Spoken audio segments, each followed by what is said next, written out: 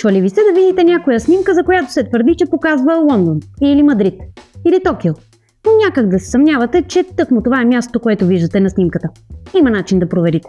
Геолокацията е процесът, чрез който установяваме местоположението на даден обект чрез технологии. Как става това на практика? Често снимките могат да бъдат проверени с помощта на инструментите за така нареченото обратно търсене по изображение. То може да се извърши в Google, например, като копирате линка на снимката или самата снимка и потърсите в търсачката по изображение.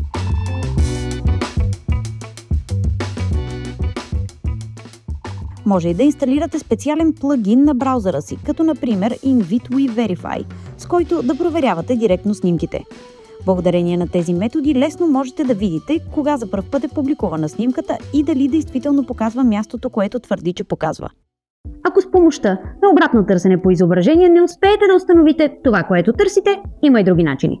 На голяма част от изображенията, които виждате ежедневно в огромния поток от информация в социалните си мрежи, има по нещо специфично. Например, някой уличен знак, табела на някой магазин или заведение, по което можете да разпознаете езика, някоя интересна сграда или дори начина, по който изглежда улицата, която виждате на снимката. Трябва просто да се съсредоточите малко повече и най-вероятно ще намерите нещо, което да ви насочи. Ако снимката не показва такива детайли, които да ви помогнат, можете да се ориентирате дори по позицията на Слънцето и сенките на хората или сградите. За целта можете да си помогнете и с сайта suncalc.org, където можете да въведете предполагаема локация и ден и час, когато се твърди, че е направена снимката, за да видите как точно е падало Слънцето тогава. С помощта на сателитни снимки или дори на Google Maps, който ползваме почти ежедневно, за да се ориентираме, можем да установим кое е мястото, което виждаме на снимката.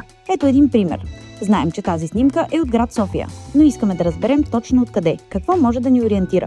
В далечината виждаме големи комини, които приличат на такива от топлоцентрала. Забелязваме и, че от позицията, от която е направена снимката, комините са на по-ниско. Това значи, че вероятно снимката е правена от мост или друга висока позиция. Знакът за кругово движение отляво е още едно важно парче от пъзела. Значи това е пътна артерия, навярно надлез. Като проверим къде в София има топлоцентрали с такива комини, можем да прегледаме местата в Google Maps. Само до една от централите има кръгово кръстовище, това е и мястото, което търсим. Снимките всъщност ни показват много повече информация, отколкото си мислим. Ако сте съсредоточени и знаете какво търсите в една снимка, то най-вероятно ще успеете да я локализирате много лесно.